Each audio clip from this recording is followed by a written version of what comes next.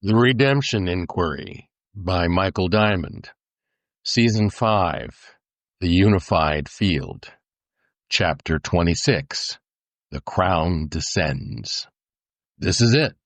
Rav from Nissan HaKohen Tzedek Gadol breaches the sanctum sanctorum.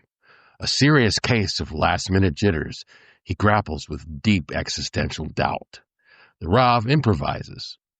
Virtual becomes actual as Behemoth serves up slabs of Leviathan, coordinated by Ziz, with which to replanetize the tottering world. All narration comes to an end. Improvise, reader. Cadman, faithful narrator, takes us out. Standing before the ruined world in the middle of the hologram, an ominous temblor rattles the Rav's heart. He catches his breath, hand to sternum, sighs and slumps forward. For the first time in his life, the thing he feels personally compelled to do fits hand in glove with the thing he is actually being asked to do.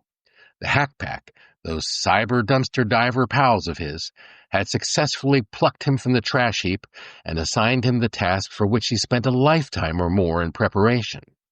But Rav Nissan HaKohen Tzedek Gadol knows in his 120-year-old bones that the world they wish to save is totally and irretrievably lost.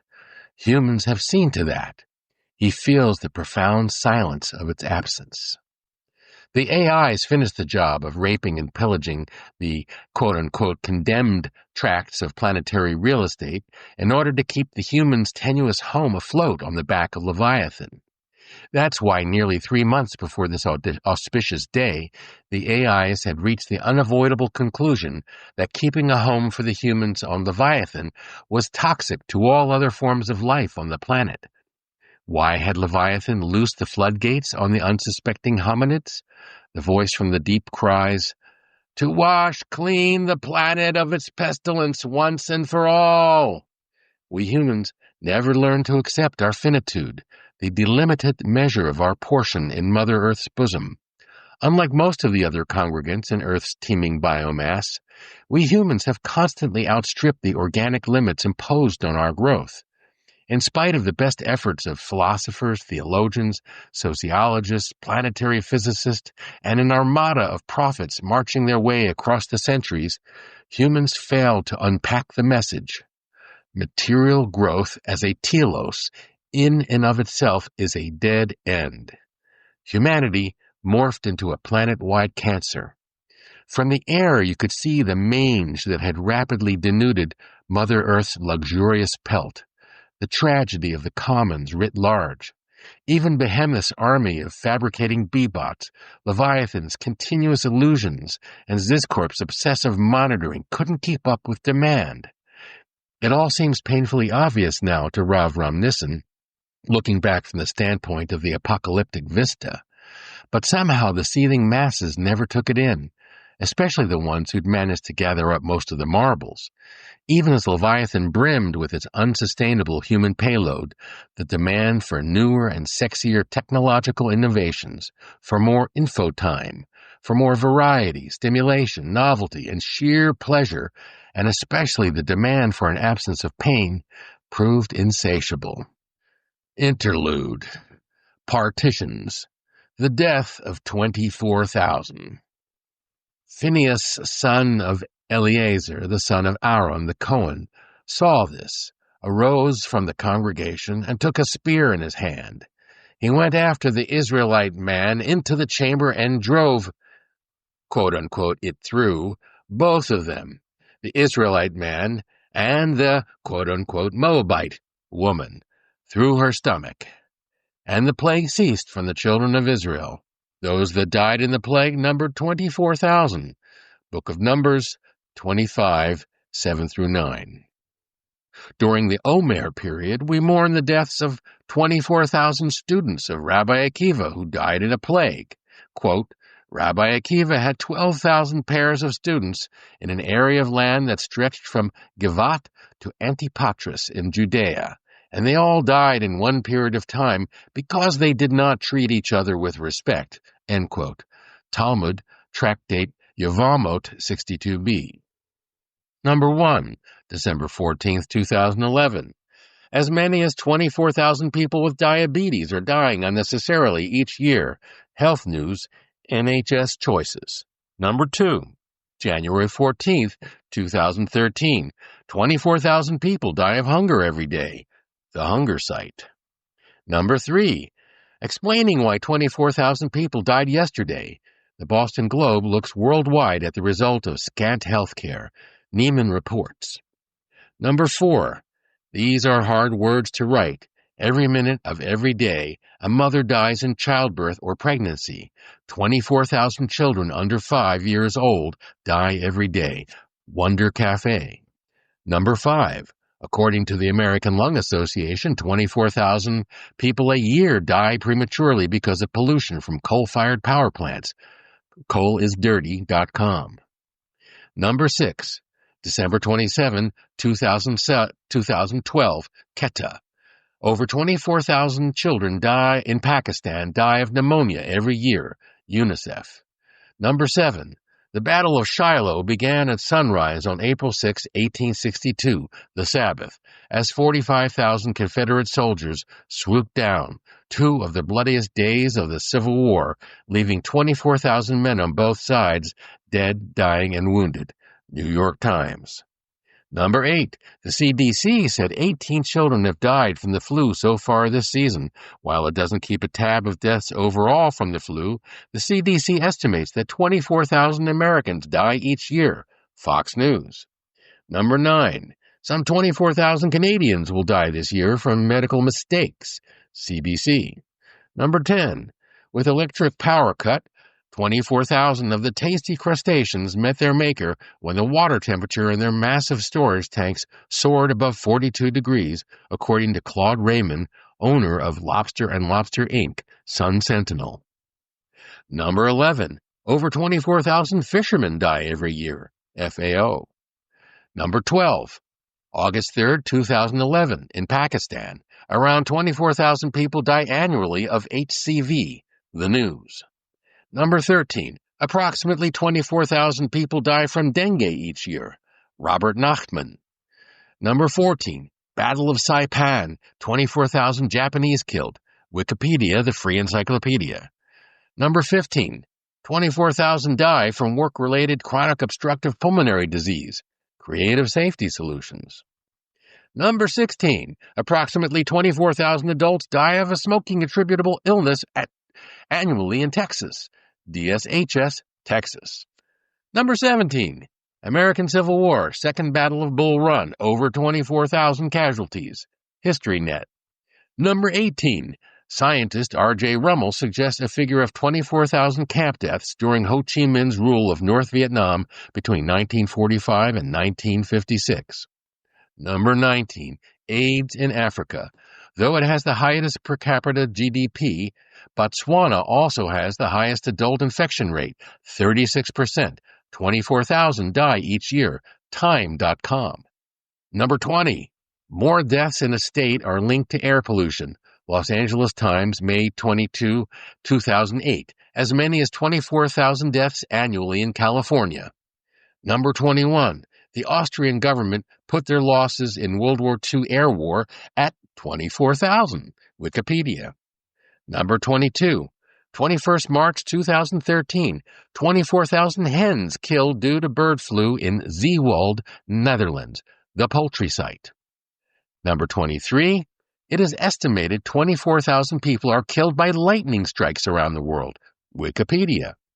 Number 24, November 29th, 2012, 24,000 died because of cold homes last winter.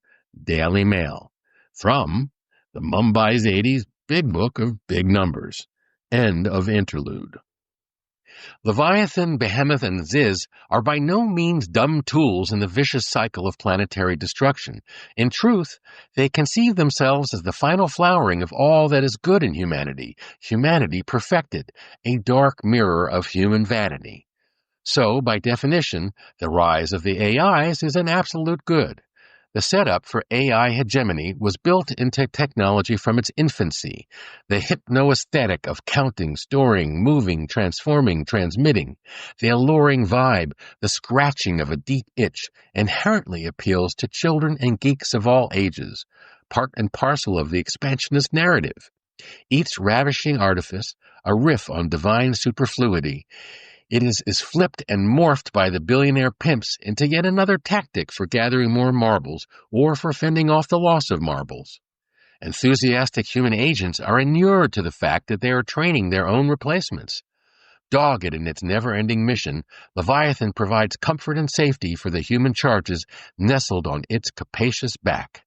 Unfortunately, the mission quickly devolves to, quote-unquote, reorienting hostile thought patterns by means of both invasive and covert, solving the endless bickering between humans by cordoning them off from one another concretely or virtually, and by attempting to satisfy the ever-multiplying cravings of its nestlings.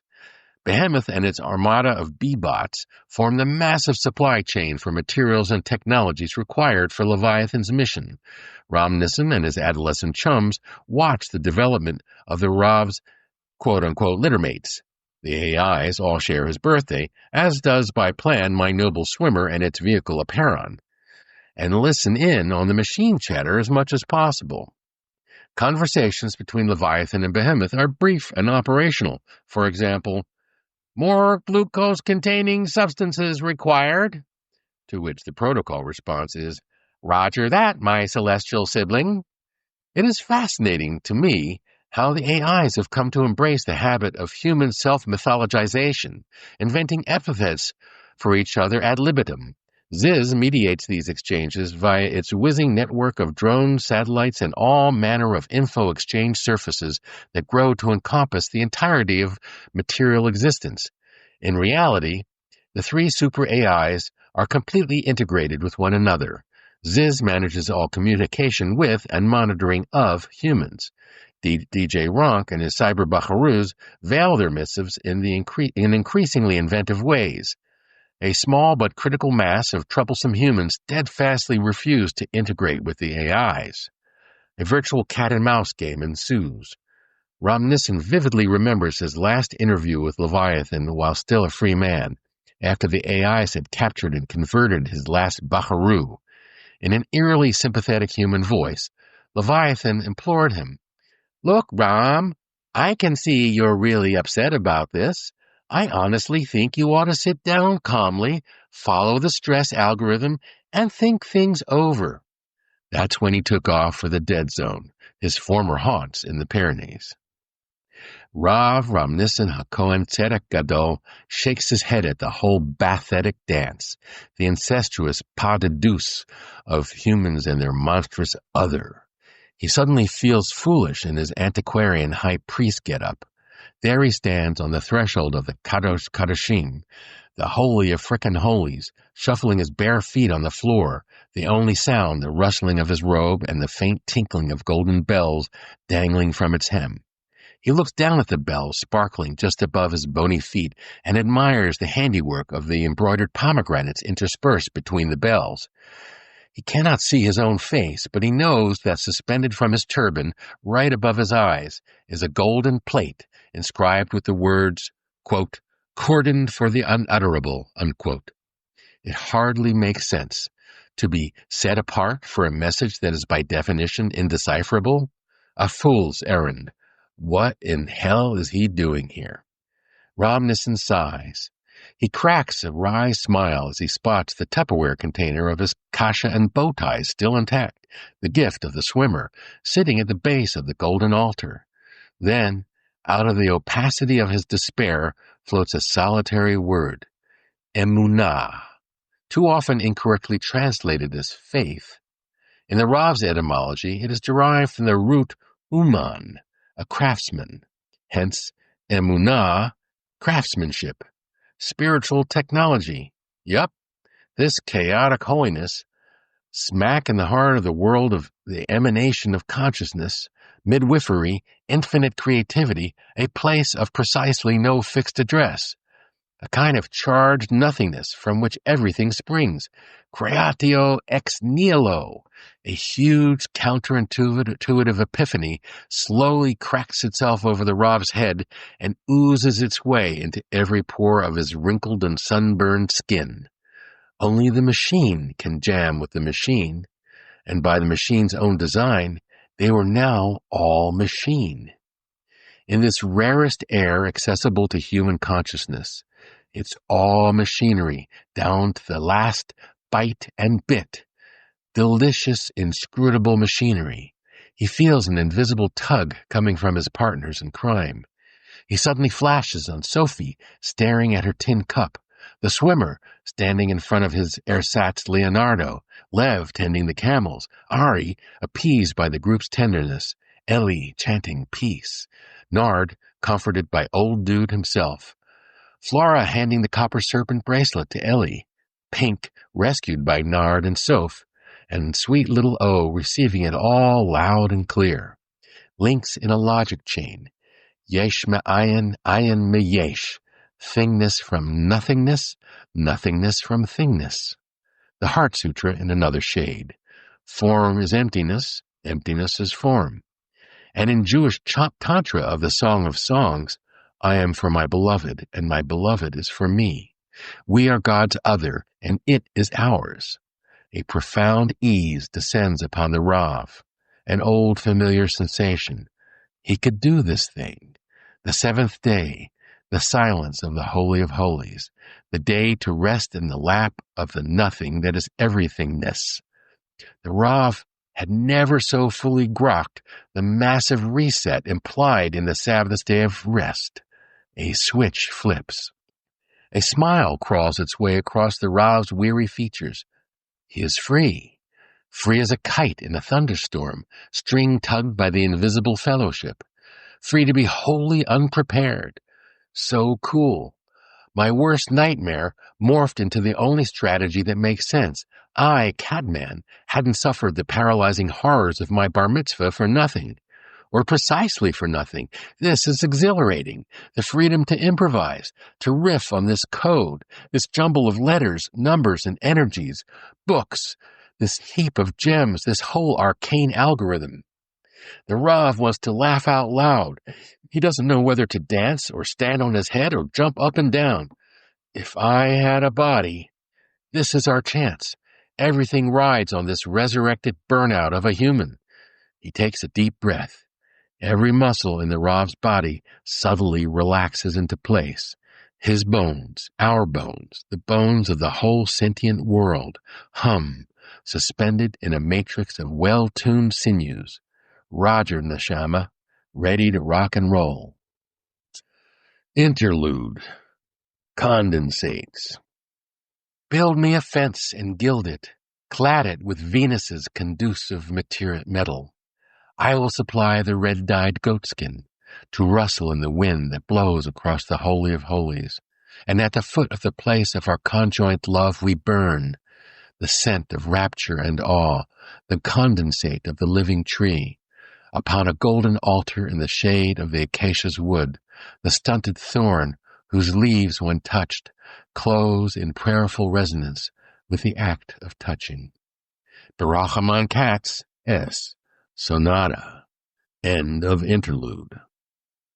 The Rav's jaw hangs slack, his instrument, his mouth, ready to jam. The vehicle awaits. With singular concentration, he whispers the words, "O unutterable, ply my lips that my mouth may incant your deep-throated vibe."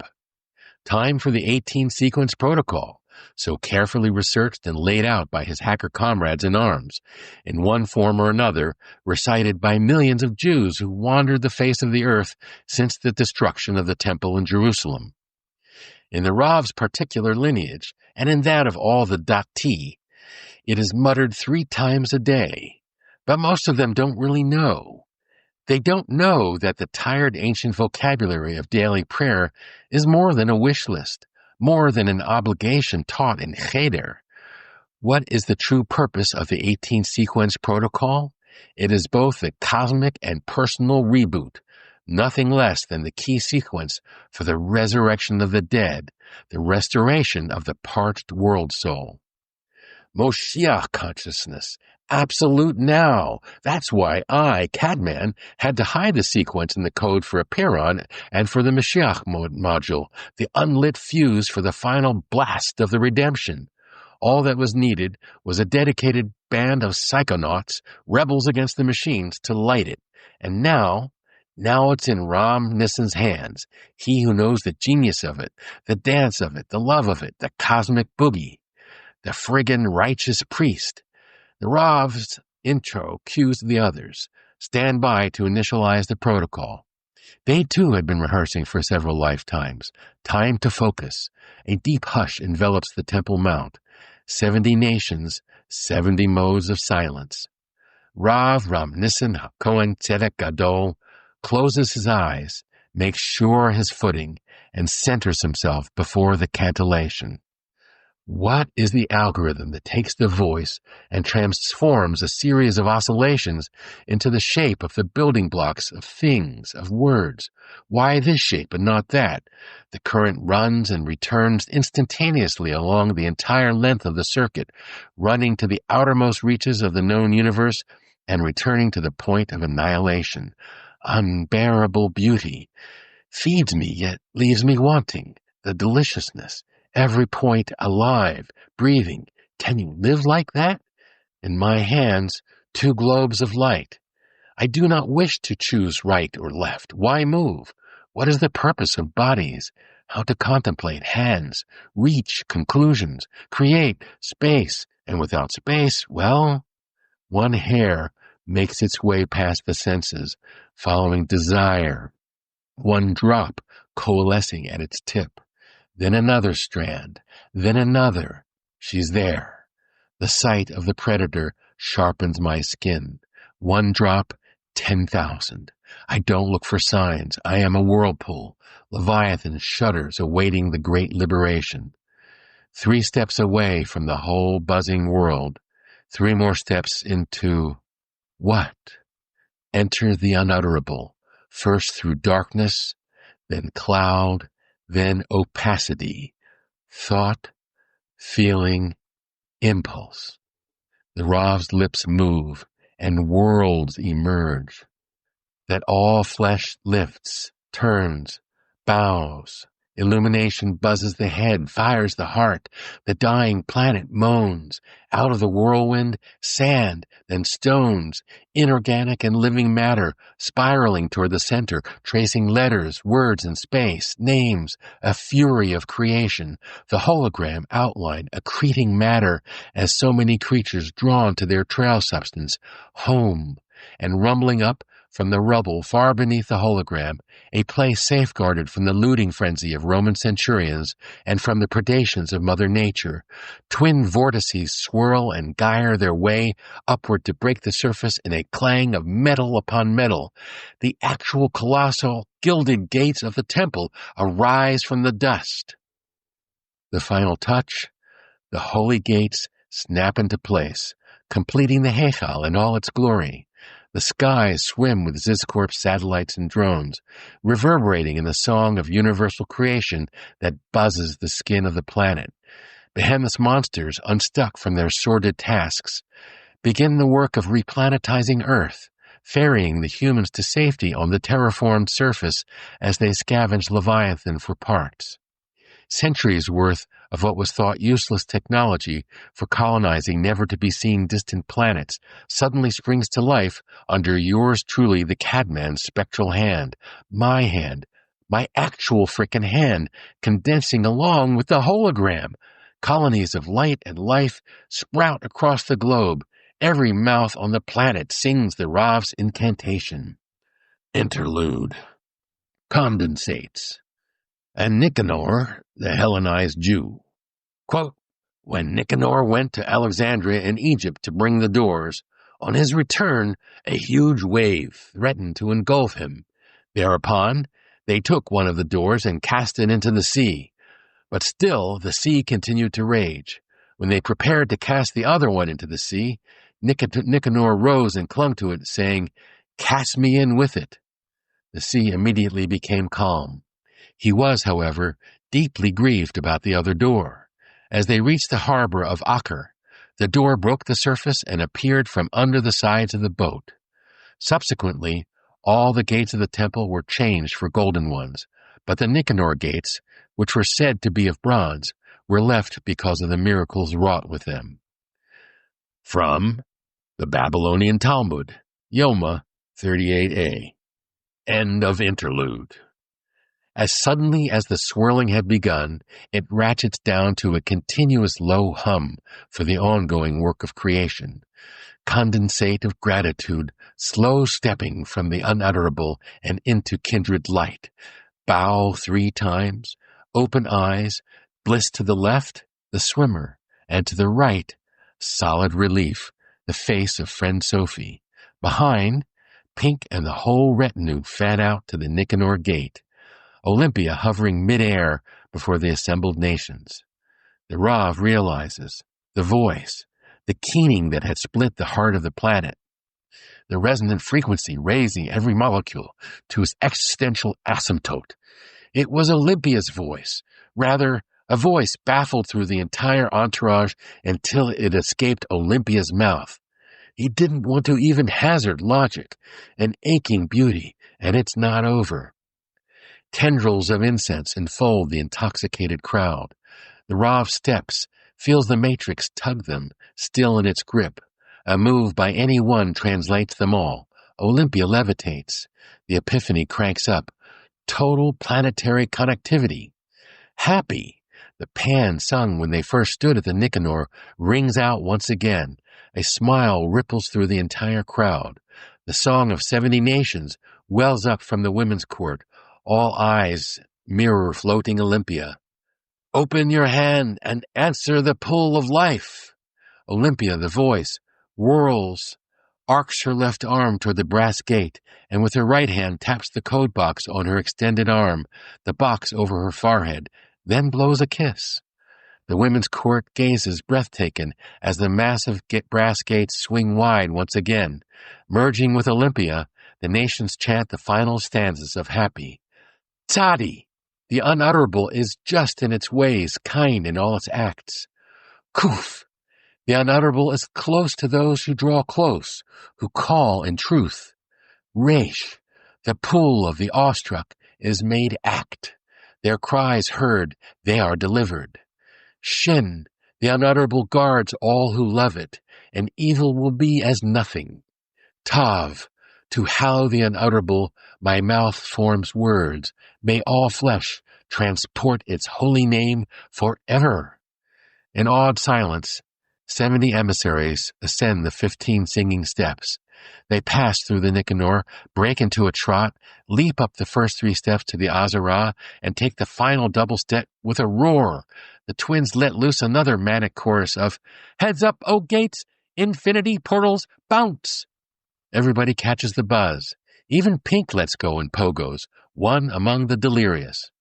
Old koan, why jump for joy? Answer, because it's the only way to get there. As the last weld of the new planet is burned into place, Rav Nissan HaKohen Tzedek Gadol turns and supplicates before the Ark of the Covenant, arms flung upward in gratitude. Words escape his barely opened lips. Adonai Hu HaElohim, Ein Od. The unutterable, it, the mutable, there is no other. Interlude. Partitions. Condensate may refer to A. Beads of water on a glass shower door, B. The line dance of amino acids in a protein molecule, C. A herd of dense gases just above their dew point, D. The 2011 album by the band formerly known as The Time, E. The canonization of quanta, F. The quantization of canon, G. Extremely cool occupation of the same space by a Bengali polyglot and a German-Jewish physicist. H. Super cool matter of mutual exclusivity of the Swiss and the Italian. I. The partially understood confinement of color. J.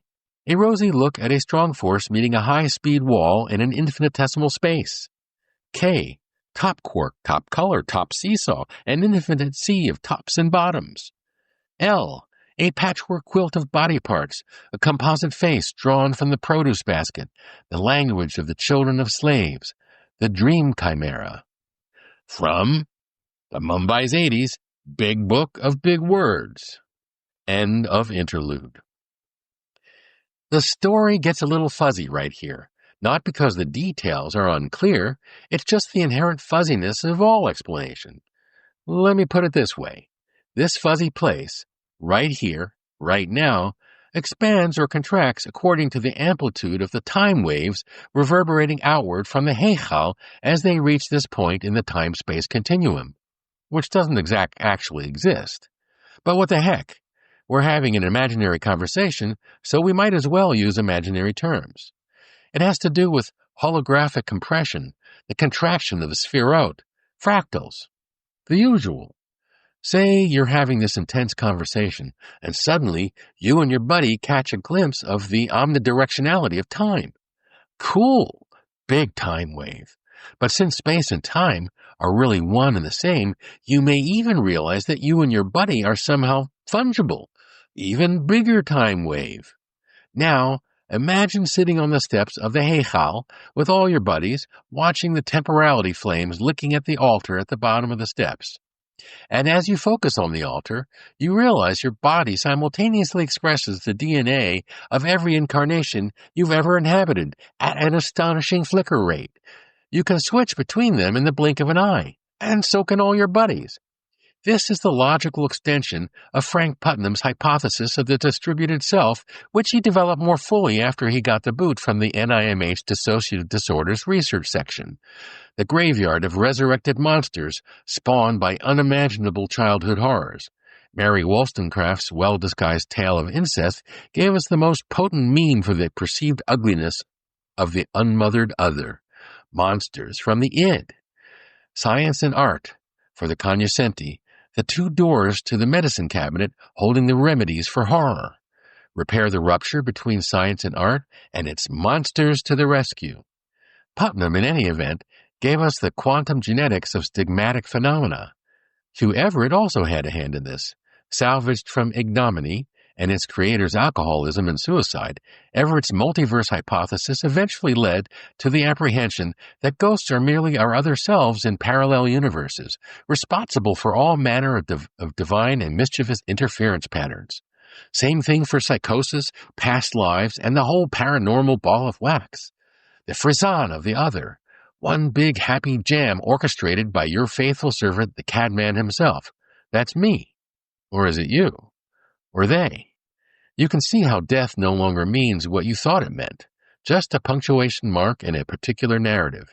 And as for ghouls and ghosties, it's the monsters cotillion, and everybody's redeemed. The whole crazy world turned upside down, inside out, and backwards. Every scene anyone's ever played can be played out again and again with infinite variation, if that's your scene, if the play is your thing. Alternatively, you might just want to hang out on the steps and shoot the breeze with your bras, nary a narrative among you. Hugh Everett, for example, has taken up playing billiards with John Nash, he of the beautiful mind. They're both sharks. Everett knows all the angles, and Nash keeps figuring out ways to set up the rules so both players can win all the time. The two geniuses cheat by peeking into alternate universes. And the music is fantastic. Everybody's here. Hendrix, Django, Paganini, Hildegard von Bingen, you name it. Dead or alive, it doesn't matter. Everyone is equal under the law of equipotent time. Incredible happiness.